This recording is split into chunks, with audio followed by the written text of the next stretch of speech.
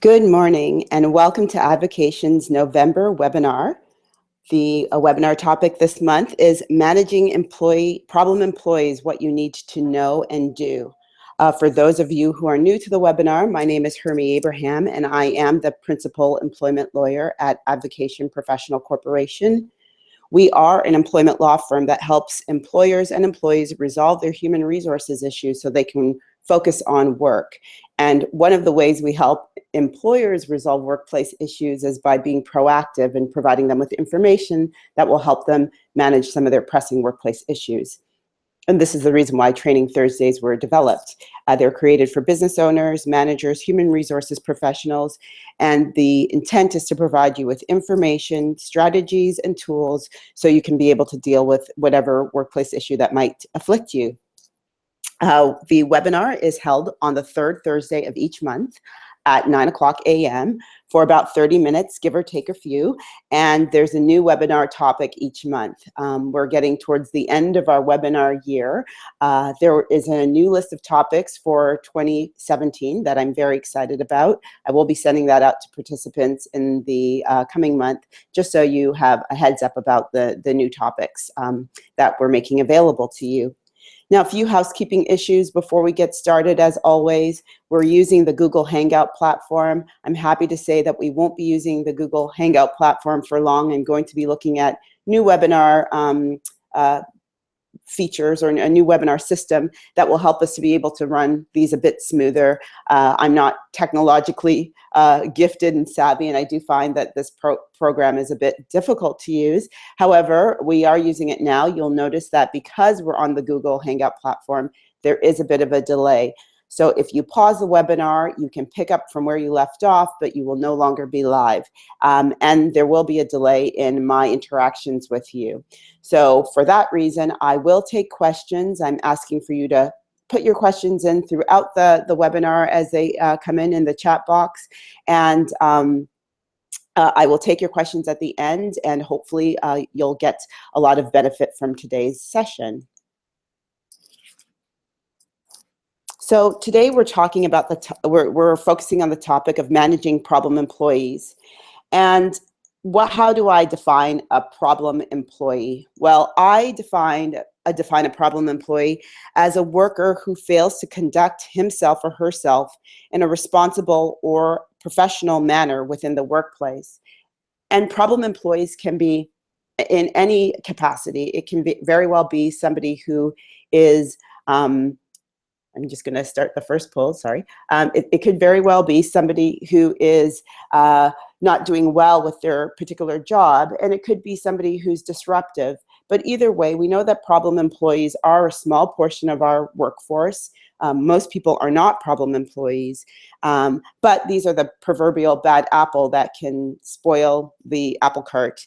And as we know, as managers and human resource professionals, they take a disproportionate amount of time to manage and deal with these employees. So we want to have an effective way of dealing with them so you can manage them within your workplace. Today, what we're going to do is we're going to just look at the impacts of these employees to your workplace. We're going to look at some of the common mistakes that I see employers making when they're dealing with problem employees. We're going to look at some common workplace issues, and I'll get a sense from you what you're dealing with, because it looks as if a number of you are having issues with problem employees. And we're also going to go through my three-step approach, how I address problem employees, and when people contact me and they're looking for advice, the system I give to them to be able to resolve or deal with this particular employee issue.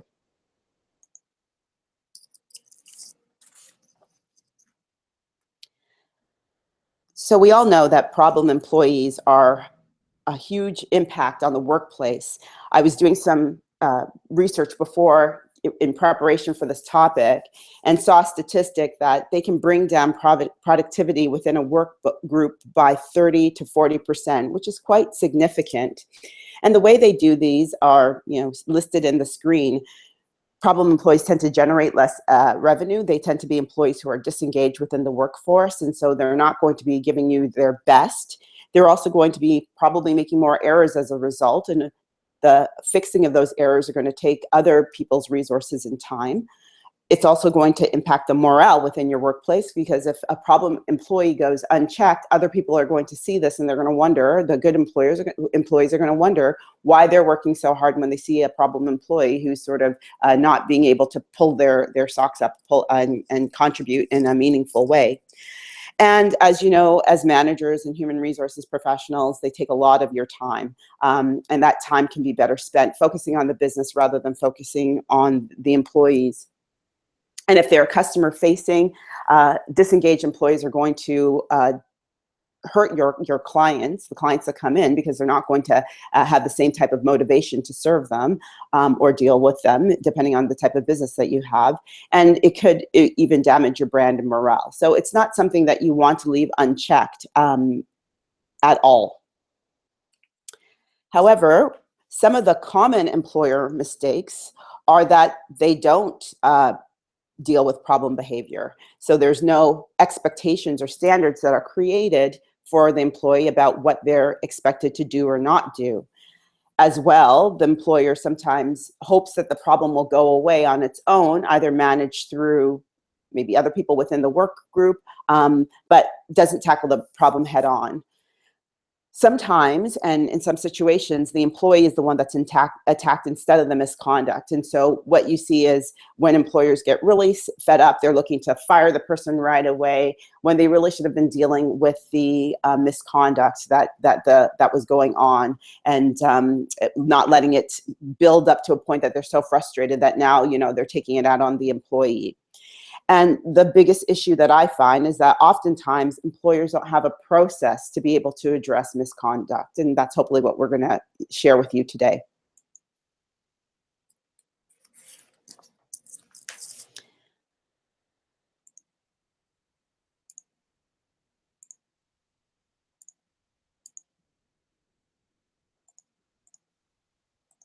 So there are a number of workplace issues, and I'm going to address them when we talk about the approach. I will address some of these problems, but the biggest ones that we tend to see are lateness and absenteeism, and I think that they go hand in hand. You might have somebody who's insubordinate, meaning that they don't really seem to listen to their manager, they're not willing to take direction, or they just have a general poor attitude. Maybe they listen to their manager, but they're that person who always has a very sour look on their face. There's a level of incompetence. So you might see somebody who really is performing the job. They don't seem to be meeting the same requirements as other people. They don't seem to be understanding or grasping or working fast enough. And then there's something else I call quasi-criminal behavior. And I say quasi-criminal because you're not going to prosecute these people, maybe, but you know, these are types of behavior that's far more serious, such as theft in the workplace. So somebody who's stealing, somebody who's harassing or bullying, or has a very violent temper and throws things. Those types of behaviors are also you know, hard to manage, and obviously would be part of problem employees. Okay, and so I'm going to show the poll results. And interesting, not a lot of people are dealing with lateness and absenteeism issues, although that does tend to be one of the big ones I find. More people on the call today are dealing with insubordination and incompetence. And so we'll talk about the approach on how to deal with those shortly.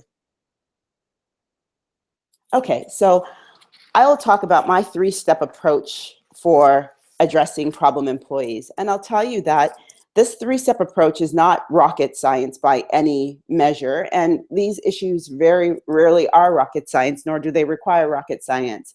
But it's important to have a process in place or a strategy, a system when you have a problem employee. So this is a system that you can take step 1, step 2, step 3 as a way of checking yourself to make sure that you are covering your bases and you're managing this employee effectively.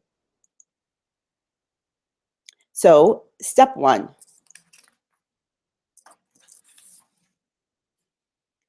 The first thing you'll want to do is identify whether some of the issues that you're dealing with might touch on something that is related to human rights.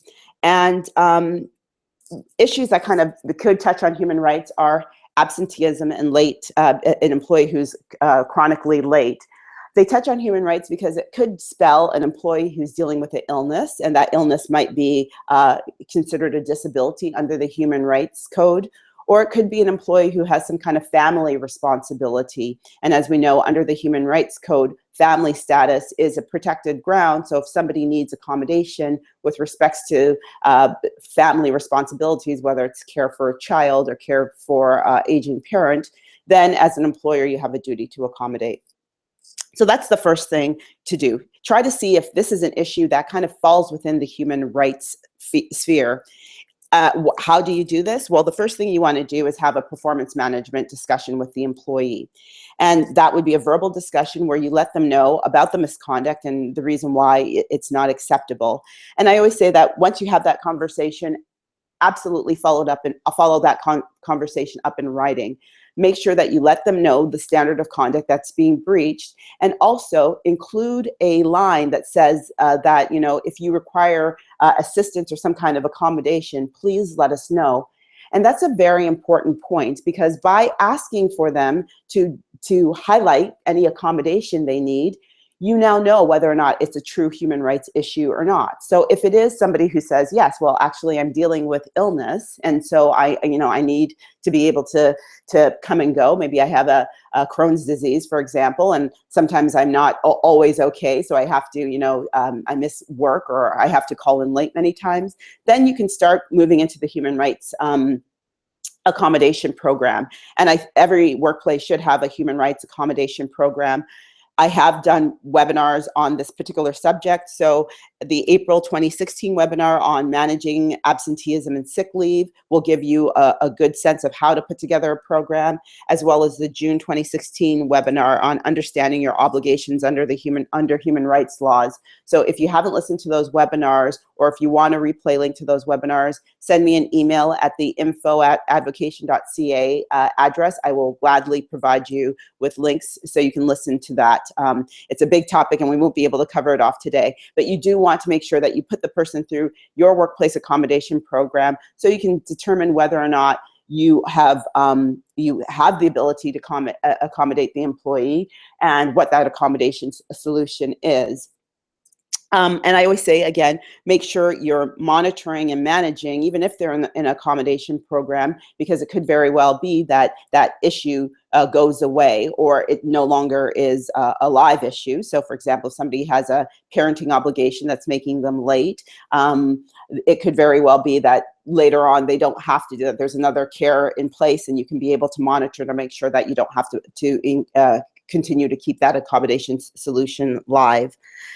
However, if the employee hasn't identified the fact that this is a human rights, or that this is an issue that might touch on their human rights entitlements, then I say the next thing you do is move them on to step 2, because you know that you're not dealing with anything that requires you to provide accommodation for the employee.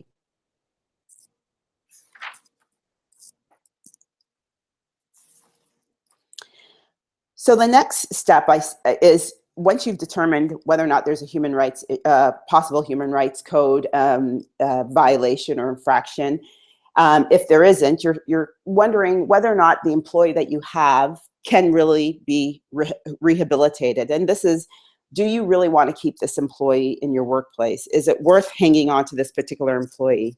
And my philosophy is always hire very slow, fire very fast. And I believe that in some situations, you're not going to get employees who are going to change or become better, and it's better to cut them off from the workplace. And I would say that the ones where I say it's not worth correcting or trying to rehabilitate the employment relationship is when you're dealing with an employee within their probationary period. Employers always give the employee the benefit of the doubt, but if they're not cutting the mustard during the probationary period, use the probationary period for what it's for, and terminate the employment before they stay on longer, because the longer they're there, the harder it becomes to sever the relationship without creating more legal obligations for you. So that's the first thing. Are they in the probationary period? If they are, I say termination is probably the thing that you should do next. is it dishonesty? Is this employee acting in a dishonest manner? If it's dishonesty, I think that that's a character trait. They're showing who they are. You wouldn't want to work in any type of progressive discipline because I don't believe it will get better. That's true also for insubordination, absenteeism, and being late. If these are all issues that are sort of rearing their head, regardless of when it is during the employment relationship, whether they're new employees or they've been there for a while, definitely understand that those types of workplace traits and behaviors, those problems, are not one that are easily remedied. That's somebody revealing their character to you. And I think that the best thing to do in those situations is to terminate. Now, again, we're terminating knowing that there's no human rights, possible human rights breach or issue behind that, because we've already identified that in step one. If the employee is worth keeping, then you definitely want to put them through a progressive discipline process. And I say, when is it, does it make sense to put the employee through progressive discipline rather than go forward and terminate them? When it's only poor performance you're dealing with. Poor performance is problematic, but somebody with the proper coaching and assistance might be able to raise their level and be able to perform at a higher level or at the same level as the other employees. If they're maybe a one-off situation where the employee has used poor judgment. So maybe they've done or said something that you don't think is right, but you know the employee overall, it seems to be sorry about the attitude. And I think of, you know, some of the issues that we had last year in Toronto. Some guys at a Toronto FC game were, you know, engaging with a woman in the media in a very disrespectful way. Yes, it could have been a revelation of character, but that would be a one-off moment where you see, okay, you know what, they acted in accordance or in a way that was not proper, and you know, maybe it's not worth terminating their employment. Maybe it's worth, you know, reprimanding them and reminding them that even when they're outside, they are representatives of the company and they have to act in a manner that is befitting of that. So that would be a time when you could put them through a progressive discipline. And sometimes you find out about conflicts, an employee who maybe is running a business on the side, or they're doing something that could be a potential conflict of interest. In those situations, I always say, give the employee a chance to either remedy the conflict. So if they want to quit the second job, or they decide that they're going to take the second job, but at least you can give them an opportunity before terminating their employment. But if you're going to put somebody through a progressive discipline program, you should definitely follow a very systematic approach with your progressive discipline. It should start with a verbal warning where the employee is told about the misconduct. There should be a series of written warnings. You can look at a suspension. I say the suspension should be exercised very carefully, because sometimes suspensions can be considered constructive dismissals, especially if they're unpaid suspensions. So if the misconduct is serious enough, but it seems to be a one-off, it's a good long-term employee, they've done something wrong, maybe they did something harassing or bullying, you might consider suspending them with pay as a chance for them to reflect, and maybe during the investigation. So suspensions can definitely be used as progressive discipline. And then a final warning should always be the culminating last point of your progressive discipline program before termination. I always say with progressive discipline that you want to give the employees enough time to correct the behavior. So one failure I find when I see progressive discipline programs that don't stand up in law or aren't implemented properly is that the verbal warning is given, and then a week later there's a written warning, and then a week later there's a final warning. A week is not enough time for somebody to correct any type of serious behavior or bad behavior. So I like to see a progressive discipline program that's at least been 3 months in the making, and doesn't mean that there's 3 months in between the steps, but for the written warnings, I would expect to see a couple of written warnings if the misconduct is not getting better, that during that 3-month period of time, the employee has been continually warned that, it's not getting better, you're still not meeting the standard, this is a standard. And I also want to make sure that the employee clearly knows throughout that period of time when they're going through progressive discipline that they're not, if they can't control or turn around the behavior, they are going to face termination of their employment. because oftentimes employers don't want to say it, but it's very important because the law requires employers to let employees know that they can lose their employment at the end of a progressive discipline program. And so you want to clearly make sure in your written warnings that you're letting people know, that the employees know, that they could face termination by continuing the misconduct. And in the final warning, you want to emphatically let them know that failure to correct it will result in termination at the next step. And the third and final piece of the program, the approach, let me bring that back. Third and final approach is employee termination. And this is the sort of what I see as the end and the result of any type of performance management. Because if you're not going to be able to rehabilitate and turn the employee around, they are no good in your workplace. And I always say, never fear termination. Terminations are very much a necessary part of performance management. And terminations actually free both the workplace and you from the disasters of a problem employee. But oftentimes it's the best thing for the problem employee as well too, because nobody wants to be frustrated in their job or unhappy or unable to really meet the requirements of the position. So you're basically freeing them and giving them a chance to find something else in which they can do better. So if you haven't already, the October webinar talks about managing employee termination. So do look at that again or re-listen to that because it will give you the juice and substance that you need when it deals with employee terminations, which I'm not going to cover here. But I will say the first thing you want to do is determine whether or not you're going to be terminating with or without cause. I always say that when it deals with problem employees, unless they're dealing with something that's quasi-criminal, like theft or harassment or violence, you would want to make sure that you are terminating them without cause. Without cause termination should make the majority of your terminations in the workplace, even if you feel that the employee has done something wrong, they're insubordinate or they're late all the time. A just cause termination is not going to hold up. So the best thing to do is to terminate them on a without cause basis. I always say that if you're terminating them on a without cause basis, you'll want to give them something greater than what the Employment Standards Act provides them, because the Employment Standards Act only provides the minimum. And you want to provide them something greater in exchange for a release. And the release is going to be your peace of mind that this problem employee isn't going to later come back and say, there's a human rights violation, or that they had a wrongful dismissal, or that they were constructively dismissed, or whatever they can come up with and bring a lawsuit against you or some kind of claim or action against your workplace.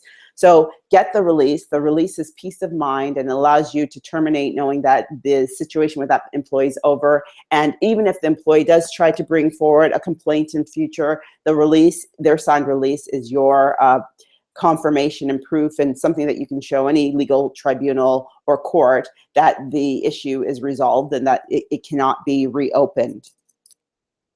And I'd say that if you are going to terminate an employee with cause, for just cause, it should be absolutely serious. When you're terminating them with cause, you're not providing them with any type of notice or compensation as a result of the termination. You're only providing them with the employee with their wages up to the day of their last active day of service. So the law requires that a with cause termination is extremely a serious misconduct in which you're punishing.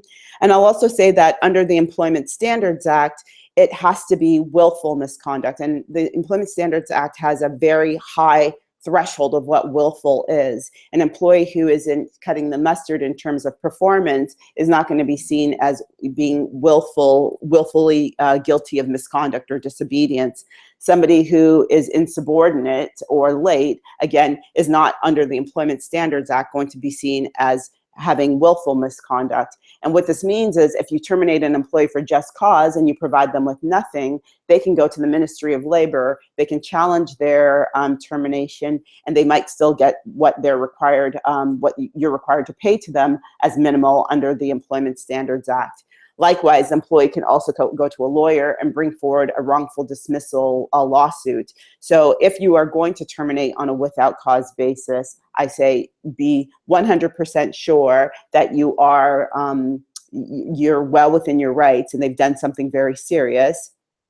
And even if you are doing it on a without cause basis, with cause basis, sorry, and terminating them, I would say still provide them with their minimums under the Employment Standards Act, at least as far as notice is concerned, because you can always reserve your rights in common law, but you've provided them with your minimum under the Employment Standards Act, and it will cover off your legal basis, if you will. So that's my 3-point approach to handling employees who are problematic. With step 1, you're determining whether or not there is the misconduct concerns a possible human rights issue. Step 2, you're determining whether or not this misconduct is something that can be fixed.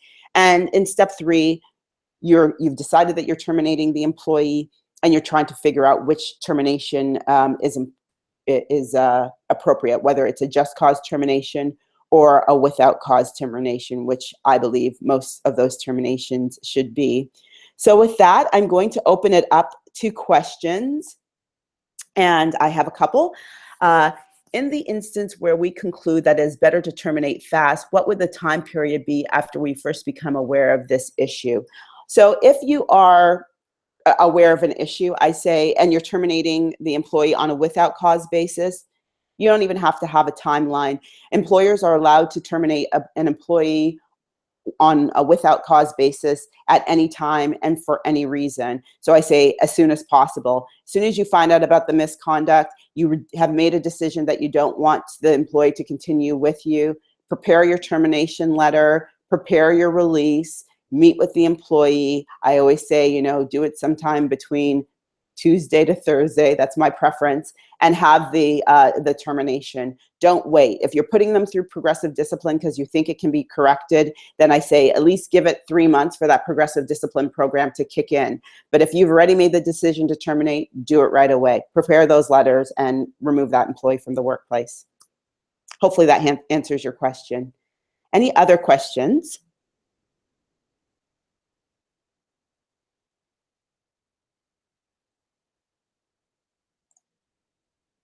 I know there's a bit of delay, so I'm going to just wait on the line and in case there are any follow-up questions. But I will remind you that our last webinar of the year is Thursday, December the 15th at 9 o'clock.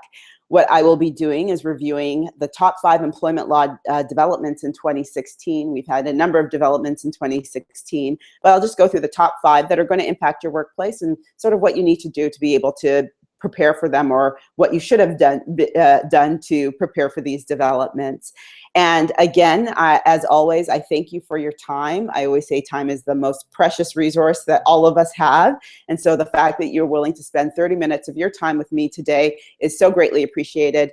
Thank you very much. I wish you a wonderful day. I will stay on in case there are any additional questions. And remember that there will be a replay link. Oh, I should mention that the tip sheet from the employee terminations, the last webinar, will be included in the tip sheet with this webinar, because I do think that they kind of go hand in hand and they'll be useful. So the tip sheet will give you the best practices for employee terminations, which was from the October webinar, and you will get my top 3 best practices for managing problem employees with the tip sheet that will be sent to your inbox, if I'm quick in getting it done, hopefully by Monday or Tuesday of next week. So thank you very much, everyone. I will wait on the line again to see if there's any other questions. There's one here. How do you handle an employee who is not meeting the requirements of the job, and we suspect it's due to his age? All right, well, this is where, some of the issues are, might come and touch on a human rights issue. And it's harder to manage these. So Rena, one thing, I'm happy to have a conversation with you offline about it, but I'll sort of give you a sort of a great overview, a general overview, because I always say that's very fact specific. Now, you might think it's age, but you don't know for a fact. And unless the employee is telling you that it's age related, you're only suspecting, and you don't know if it's a human rights issue. So I would say, again, take that three-step approach. Go to the employee, let them know of the issue, let them know of what the requirements are for the job. If they say something that relates to their age, I'm just not fast enough because, I'm finding it harder with age, or something that that triggers your obligation to accommodate, then you can move the employee into your accommodation. And maybe if they're a good employee, there's another job. Let's say that the employee, and I'm just guessing, is in some kind of physical capacity. They're moving crates and boxes and they're not able to do it as quickly anymore. Maybe that particular employee can be moved into a different capacity, so they're not actually doing the physical work, but they're still able to contribute to the workplace. If the employee hasn't identified age as an issue, and you don't think that and let's say they're not a good employee, that you're willing to look at them moving into other opportunities within the workplace, then I say you terminate.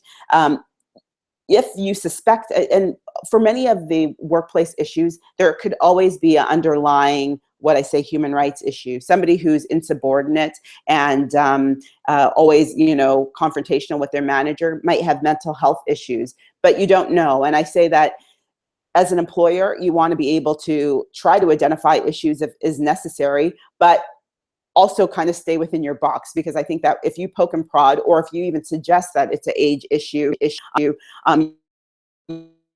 legally. So the best thing to do is speak to the employee, let them know of the misconduct. If they bring forth an issue that shows that, age might be a factor for the misconduct, see if you can accommodate them. If they don't bring it, and you don't think that this person's can be valued or worked within the workplace, definitely terminate them, and let that termination be without cause, because if an employee is just not meeting the requirements of the job, they should not ever be terminated for just cause. I don't recommend that at all. Hopefully that answers your question. But like I said, it's very fact specific. So if the person is doing some cognitive kind of work, it might be a bit more difficult, and that might be a situation where you absolutely have to terminate for cause if they haven't identified age. But if it is more a physical thing, you might be able to find other options for them within the workplace. Any other questions?